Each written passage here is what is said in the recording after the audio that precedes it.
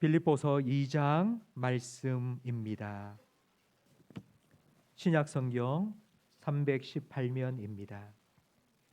빌립보서 2장 1절부터 4절까지 저와 성도님들 한 절씩 번갈아 가며 읽겠습니다.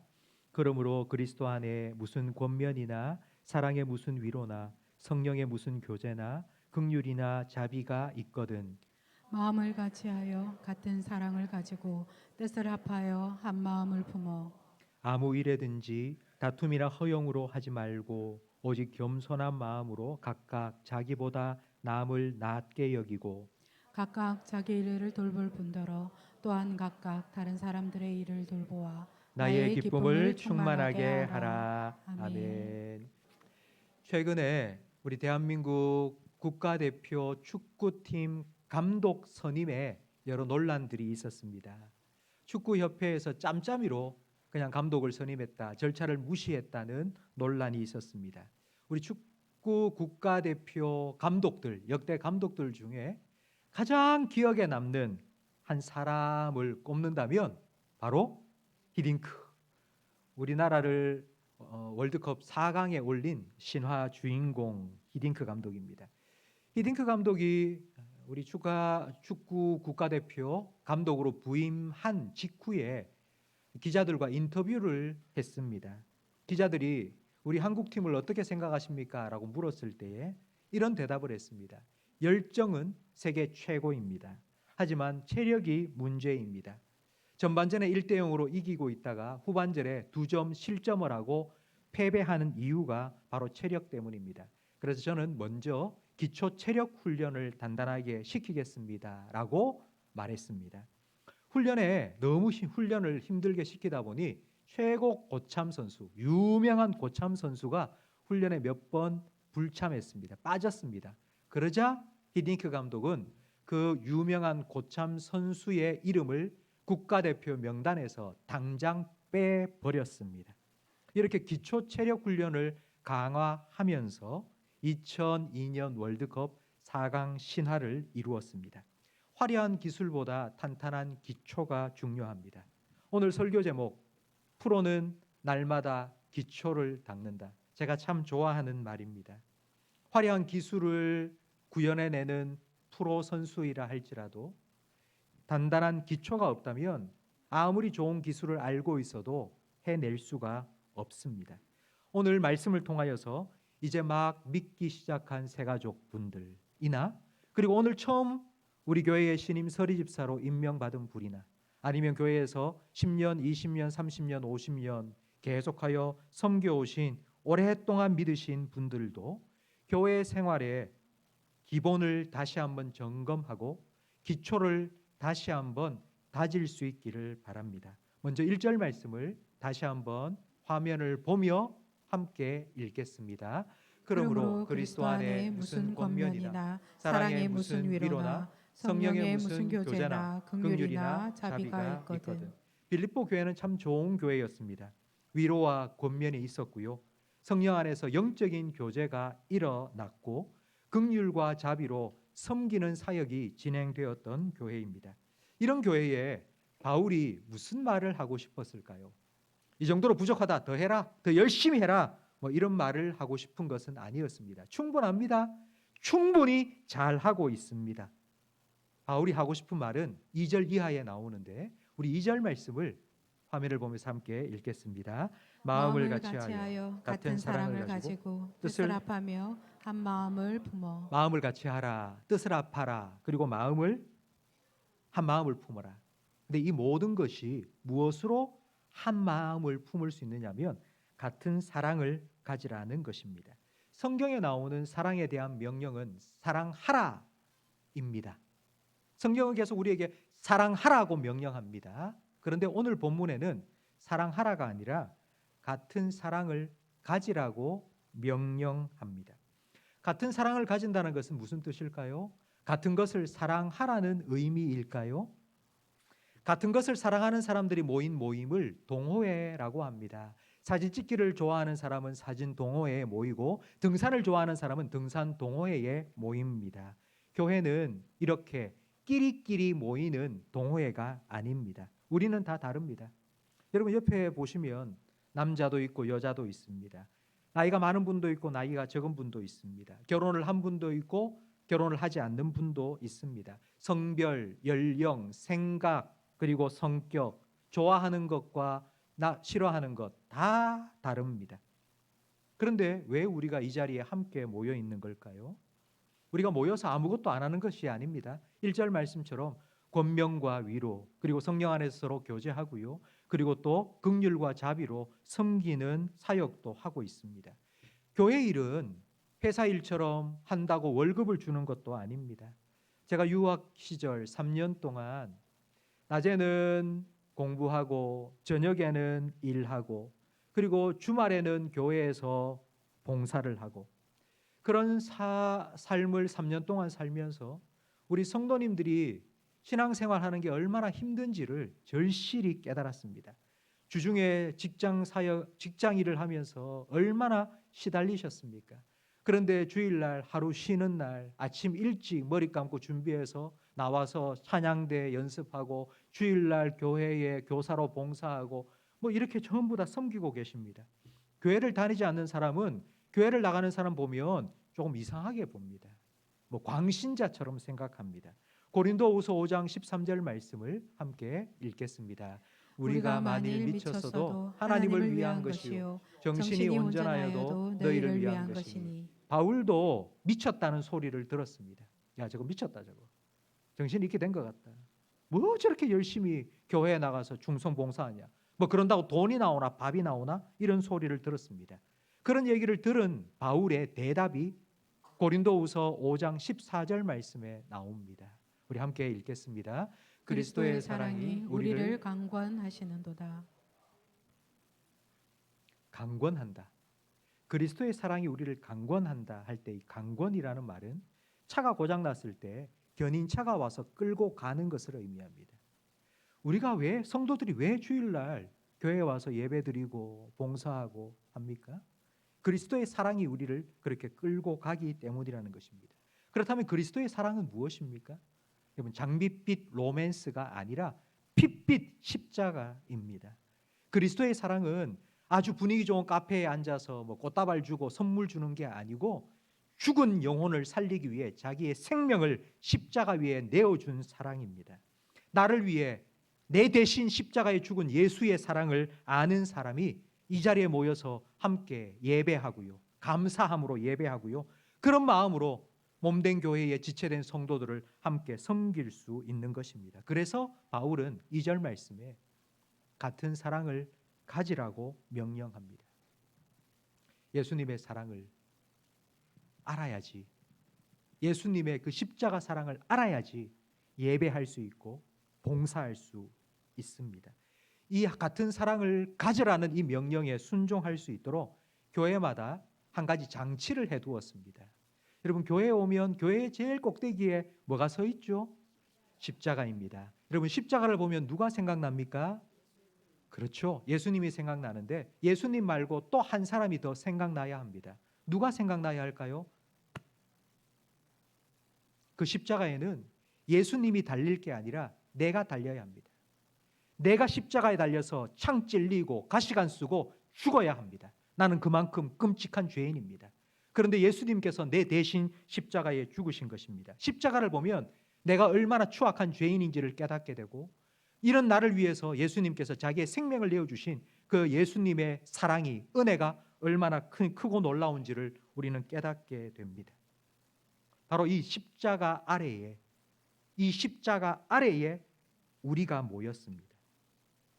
십자가를 늘 바라보고 생각하고 그 사랑으로 예배하고 섬겨야 되는데 교회 일을 하다 보면 한 번씩 깜빡할 때가 있습니다. 십자가를 봐야 되는데 예수를 봐야 되는데 자꾸 사람이 보입니다. 그러면 어떤 일이 일어나는지 3절 말씀에 나옵니다. 우리 3절 말씀을 화면을 보며 함께 읽습니다. 아무 일에든지 다툼이나 허영으로 하지 말고. 다툼과 허영이 생깁니다. 함께 예수님을 바라보지 않으면 올해 우리 교회 표어가 우리 함께 주를 향해 걸어갑시다입니다. 우리 다 함께 주님을 향하여 가야 되는데 주님을 바라보는 게 아니라 서로를 바라보기 시작하면 서로 다른 거예요. 너하고 나하고 너무 다른 거예요. 그런데 사람은 다르다는 걸 틀리다고 인식합니다. 왜냐하면 사람은 지독하게도 자기중심적이기 때문입니다. 자기중심적이라는 말은 좋고 나쁘고 옳고 그름의 판단 기준이 나라는 의미입니다. 좋고 나쁘고의 기준이 나입니다. 모든 사람들은 다 내 기준에 좋고 나쁘다고 말합니다. 그런 사람들이 서로 모여 있으니 다툼이 생길 수밖에 없고 분열이 일어날 수밖에 없습니다. 누가복음 10장 38절 말씀을 함께 읽겠습니다. 그들이 길 갈 때에 예수께서 한 마을에 들어가시매 마르다라 이름하는 한 여자가 자기 집으로 영접하더라. 그에게 마리아라 하는 동생이 있어 주의 발치에 앉아 그의 말씀을 듣더니 마르다는 준비하는 일이 많아 마음이 분주한지라 예수께 나아가 이르되 주여 내 동생이 나 혼자 일하게 두는 것을 생각하지 아니하시나이까. 그를 명하사 나를 도와주라 하소서. 마르다는 식당 봉사를 했고요. 마리아는 성경 공부를 하고 있습니다. 여러분 무엇이 중요합니까? 식당 봉사가 중요합니까? 아니면 성경 공부가 중요합니까? 둘 다 중요합니다. 둘 다 필요합니다. 여러분 만약에 식당이 불이 꺼졌다고 생각해 보십시오. 가정집에 식당에 불이 꺼졌고 교회에 식당에 불이 꺼졌다. 얼마나 썰렁하겠습니까? 마르다의 섬김이 잘못된 것이 아닙니다. 근데 뭐가 잘못되었을까요? 마르다에게. 조금 전까지는 예수님이 보였어요. 예수님 대접할 생각에 너무 기뻤어요. 야, 내가 이렇게 된장찌개 보글보글 끓여서 예수님 대접하면 맛있게 드실 거야. 너무 좋아, 너무 좋아. 그렇게 예수님 바라보며 열심히 섬기고 있었는데 갑자기 마르다의 눈에 예수님이 사라지고 누가 들어왔죠? 마리아가 보인 거예요. 그 앞에 딱 앉아가지고 손가락 깍딱 하지 않고 예수님 말씀 듣고 있는 마리아가 눈에 딱 들어오니 갑자기 속에 막 천불이 나기 시작한 겁니다. 내가 예수님 섬기려고 이렇게 열심히 준비하고 있는데 저거는 손가락 까딱 안 하고 저기 앉아있네. 나는 잘하고 있고 너는 지금 못하고 있는 거야. 그래서 예수님께 찾아갔죠. 예수님 내 편 좀 들어주세요. 나는 맞고 나는 잘하고 있고 지금 가만히 앉아있는 저 마리아는 잘못했다고 얘기해 주세요. 그렇게 예수님께 따지러 간 겁니다. 그때 예수님께서 마르다에게 이렇게 말했습니다. 마르다야, 나는 네가 뭘 하고 있는지 정말 한번 생각해 보면 좋겠다. 네가 뭘 하고 있는지 알지도 못하고 막 이런저런 일 때문에 네 머릿속에 막 복잡하고 그래서 막 이런 분주함 때문에 분노함 가지고 난 그렇게 안 했으면 좋겠다. 내가 너에게 뭘 원하는지 너는 알고 하니? 네가 원하는 걸 나한테 해주려고 하지 말고 내가 원하는 게 뭔지 너는 좀 알고 그렇게 했으면 좋겠다. 예수님께서 이렇게 말씀하신 거예요. 내가 배가 고파서 뭘 얻어먹고 싶어서 너희한테 온 게 아니다. 나는 갈릴리 가나 혼인잔치에 물을 포도주로 만들었어. 최고급 포도주로 만들었어. 나는 오병이어 기적을 통해서 5,000명을 먹였어. 근데 내가 뭐 먹을 게 없어서 네한테 와가지고 뭐 네 대접을 내 받고 싶어. 그게 아니고 내가 온 건 내가 너하고 함께 있는 게 나에게는 큰 기쁨이기 때문에. 그래서 너도 정말 나를 식사 대접해 주는 게 너의 기쁨이 되었으면 좋겠다. 네가 나를 위해서 이거 해주고 저거 해주고 다 좋은데 그런데 네가 그렇게 하면서 너도 나처럼 나와 함께 있는 게 기뻤으면 좋겠다. 예수님께서는 마르다에게 그 얘기를 하신 거예요. 마르다와 마리아는 친자매입니다. 태어나면서부터 평생을 함께 살아왔습니다. 그런데도 다릅니다. 너무 다릅니다. 지금 이 자리에 계신 분도 다 다릅니다. 남자와 여자, 나이가 많고 나이가 적고. 그런데 우리의 기준으로 보면 다른 사람들이 조금 뭔가 이상한 것 같아요. 내 기준에서 보면 저 사람이 하는 말이나 저 사람의 생각이나 저 사람이 하는 일이나 뭔가 부족한 것 같고 다 잘못된 것 같다는 생각이 듭니다. 여러분, 맞다 틀리다 잘한다 잘못한다 여러분 스스로의 기준으로 판단 내리고 평가하지 마세요. 진리와 비진리의 문제가 아니면 여러분 이렇게 한번 생각해 보세요. 와, 내가 생각하지 못한 부분 저 사람이 생각하네. 내가 전혀 생각하지 못한 방식으로 저 사람은 또 저런 생각도 하네. 와, 하나님께서 이런 분도 우리에게 보내주셔서 와, 감사하다. 여러분 이렇게 생각해 보시기 바랍니다. 이렇게 생각을 하기 위해서 필요한 게 4절 말씀에 나와 있습니다. 우리 4절 말씀을 함께 3절 하반절 말씀을 함께 화면을 보면서 읽겠습니다. 오직 겸손한 마음으로 각각 자기보다 남을 낮게 여기고. 겸손이라 하면 우리는 이런 생각을 먼저 갖습니다. 이렇게 뭔가 굽신굽신하면서 저는 잘 못합니다. 저는 부족합니다. 이런 말을 하는 것을 우리는 겸손이라고 생각합니다.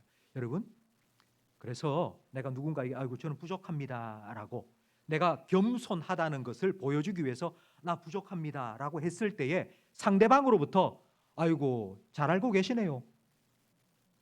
저도 그렇게 생각했어요. 당신 머리가 많이 부족하네요. 만약 이런 말을 들었다면 화가 확 날 겁니다. 나는 부족합니다라고 말을 할 때에 내가 상대방에게 어떤 반응을 기대하고 그런 말을 하는 걸까요? 내 입으로 내가 잘하는데 라고 말하면 그건 겸손하지 않고 교만한 것 같아요. 그래서 내 입으로는 나는 부족합니다라고 말해도 상대방의 입으로는 아니에요. 잘하고 계세요. 훌륭합니다. 이런 말을 듣고 싶은 거예요. 그러니 그건 겸손한 게 아니고 겸손한 척 하는 겁니다. 겸손은 내가 누구인지를 정확하게 바로 아는 것에서부터 시작됩니다. 그런 척 하는 것이 아니라 진짜 내가 어떤 사람인지를 깨달아야지 겸손해집니다. 우리는 내 얼굴을 볼 수 없습니다. 사람이 어떻게 자기 얼굴을 봅니까? 사람은 늘 다른 사람의 얼굴만 보죠. 근데 자기 얼굴을 보기 위해서는 거울을 봐야 합니다. 우리 성도들이 내가 누구인지를 알기 위해서 봐야 될 거울이 있습니다. 그게 바로 하나님 말씀입니다. 성경 말씀을 보면 하나님이 누구신지 그리고 인간은 누구인지에 대해서 계속하여 말씀하고 있습니다. 근데 성경에 나오는 인간들은 누구입니까? 내가 잘나서, 내가 잘해서 내가 이렇게 잘 사는 것 같은데 그게 아닌 거예요. 하나님께서 내게 지혜를 주셨고 하나님 공부할 수 있는 건강을 주셨기 때문에 내가 그렇게 공부를 할 수 있었던 거예요. 내가 사업 수완이 좋아서 내가 늘 손대는 일마다 막 잘 돼서 내가 성공한 줄 알았는데 그게 아니고 하나님께서 밑빠진 독에 물 붓기가 되지 않도록 지켜주셨기 때문에 지금까지 이렇게 살아온 거예요. 나는 부족하고 연약한데 하나님께서 지켜주시고 채워주신 거예요. 이걸 우리는 은혜라고 말합니다. 은혜를 깨닫고 나면 이런 은혜의 관점으로 나를 보면 내가 잘난 게 없는 거예요. 내가 가진 모든 게 내가 잘해서 된 게 아니고 하나님 주신 은혜인 거예요. 그렇게 다른 사람도 보면 다른 사람을 볼 때에 우리가 이런 마음을 갖게 되는 거예요. 나보다 이전에는 나보다 잘난 사람을 만나면 시기 질투가 났어요. 나보다 조금 잘 살고 나보다 조금 성공해서 있는 사람들 보면 괜히 저건 뭔가 잘못한 게 있고 뭔가 뒤에서 뭔가를 했을 거야 이런 생각을 하고 봤는데 그런데 은혜를 깨닫고 나보다 잘된 사람 성공한 사람 바라보면요 와 하나님께서 저분에게는 저런 은혜를 또 주셨네. 와 참 감사하다. 나보다 못한 사람을 볼 때에는 저렇게밖에 못해? 무시하고 업신여겼는데 은혜를 깨닫고 은혜의 관점으로 보니까 저분의 부족함을 내가 섬겨드려야 되겠다. 내가 채워드려야 되겠다라는 마음이 생기기 시작합니다. 바로 이게 오늘 본문 4절 말씀의 의미입니다. 우리 4절을 함께 읽겠습니다. 각각 자기 일을 돌볼 뿐더러 또한 각각 다른 사람들의 일을 돌보아 나의 기쁨을 충만하게 하라. 이 말씀을 현대인의 성경은 어떻게 번역했는지 같이 다시 한번 읽겠습니다. 자기 이익만 생각하지 말고 남의 이익도 생각하십시오. 교회 생활은 육상 경기가 아니라 축구 경기입니다. 육상 경기는 8명의 선수가 출발선에 쫙 서 있습니다. 그리고 출발 신호가 빵 하고 울리면 8명의 선수가 결승점을 향하여 달려가기 시작합니다. 그런데 한 선수가 막 달려가다가 그만 발이 탁 걸려서 쫙 넘어졌을 때 옆 라인을 달리는 선수는 어떻게 할까요? 막 달려가다가 한 선수가 넘어졌을 때 아이고 일어나세요. 해줍니까? 그러면 안 됩니다. 내가 1등을 해야 되는데 넘어지든지 말든지 상관할 게 뭡니까? 그냥 달려가야지. 근데 축구 선수는요, 11명이 한 팀이에요. 11명이 한 팀이 되어서 막 경기를 하다가 내 팀 한 선수가 갑자기 상대방 선수의 발에 탁 걸려서 탁 넘어졌어요. 그럼 어떻게 할까요? 뭐 넘어지든지 말든지 챙겨둘까요? 안 되겠죠. 11명이 같이 뛰어야지 축구 경기는 이길 수 있습니다.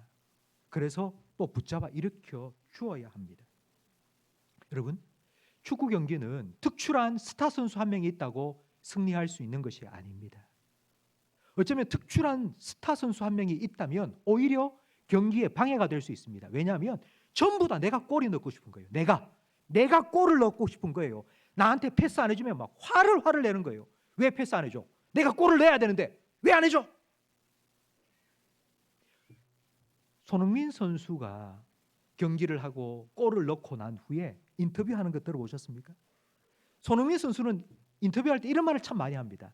오늘 골을 넣으셨는데 축하드립니다. 골을 넣을 때 소감이 어떠십니까? 이렇게 물으면 손흥민 선수는 이렇게 대답합니다. 저는 한 게 없고요. 탁 떠먹을 수 있도록 밥상을 내 옆에 있는 동료가 탁 차려줘서 기가 막힌 패스를 해줘서 내가 그냥 숟가락만 얹었을 뿐입니다. 손흥민 선수가 이렇게 말을 하면 상대방 선수는요, 인터뷰를 안 했음에도 불구하고 너무 기분이 좋은 거예요. 그래서 손흥민 선수가 주장으로서 그 팀을 너무나도 행복한 팀으로 만들어가고 있는 것입니다. 여러분, 교회에 우리 함께 교회 생활하고 교회를 섬기면서 한번 이런 분위기가 되었다고 한번 생각해 보십시오. 교회 행사를 하나 마쳤습니다. 행사를 마치고 평가회를 하는데 권사님께서 이렇게 말씀하시는 거예요. 우리 김 집사님께서 너무너무 열심히 수고해 주셔서 이번 행사 아주 멋지게 잘 치를 수 있었어요. 감사합니다. 그러자 갑자기 그 집사님께서 권사님 그런 말 하지 마세요. 권사님께서 좋은 아이디어를 내주셨기 때문에 저는 그냥 따라하기만 한 거예요. 저는 아무것도 한 것도 없어요. 올려주고 또 올려주고 또 올려주고 또 올려주고. 지난달 우리 장로님들과 함께 대구에 있는 10개 교회 장로님들 한 100여 명이 부산에 있는 큰 교회에 당회원 수련회에 참석을 했습니다. 근데 그 교회의 당회의 서기 장로님이 자기 교회 당회 소개를 하면서 이런 말씀을 계속 하신 거예요. 우리 당회는 너무너무 행복합니다. 저는 행복한 장로입니다. 막 이런 말씀을 막 계속 하시는 거예요. 그래서 제가 그 장로님의 이야기를 들으면서 제가 어떤 생각을 했나 하면요, 나도 그런데, 나도 참 행복한데, 나도 우리 장로님 10분과 함께 당회를 하면서 당회를 마칠 때마다 너무너무 감사한 거예요. 충돌도 있고 서로 다른 의견 때문에 뭐 갈등도 있고 하지만 함께 의논하고 그러면서 다 마칠 때에는 아이고, 그래도 우리 장로님께서 이런 의견을 내주시고 우리 장로님께서 또 이렇게 해주셨기 때문에, 도와주셨기 때문에 잘 되었다고 감사하시는 장로님들의 모습을 보면서 저는 얼마나 행복한지 모릅니다. 성도 여러분, 저는 우리 교회가 이런 행복한 교회가 되기를 바랍니다. 사랑 안에서 하나가 되고요, 하나가 되어서 함께 섬길 때에, 한 팀이 되어 섬길 때에 다툼이 없이 남을 나보다 더 낫게 여기고, 내가 한 게 아니고, 내가 골을 넣으려고 애쓰는 게 아니고 이분이 잘했다고, 이 집사님께서 열심히 섬겨서 된 거라고, 이 내가 한 게 아니고 우리 집사님 도와주셔서 그런 거라고 늘 이렇게 세워주고 격려하고 위로하면서 교회를 생각하면 너무너무 감사하고 또 너무너무 행복하고 너무 기쁘고 너무 즐거운 그런 교회가 되기를 바랍니다. 오늘 우리가 함께 나눈 빌립보서 2장 1절부터 4절까지 말씀은 2025년 한 해 우리 일꾼으로 세워진 우리 모든 성도님들이 어떤 마음으로 교회를 섬겨야 될지에 대해서 너무나도 중요한 말씀을 우리에게 주고 계십니다. 예수님의 사랑으로 하나가 되어서 그 같은 사랑을 가지고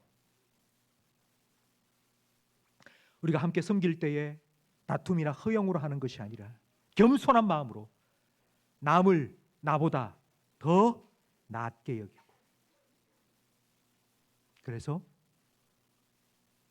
교회를 섬기는 먼저 우리가 행복해서 그 행복한 마음을 우리 성도들과 함께 나누고 우리 이웃과 함께 나누는 주님께서 맡겨주신 귀한 사역을 2025년 한 해에도 더 잘 감당해 나갈 수 있는 우리 교회가 될 수 있기를 예수님의 이름으로 축복합니다.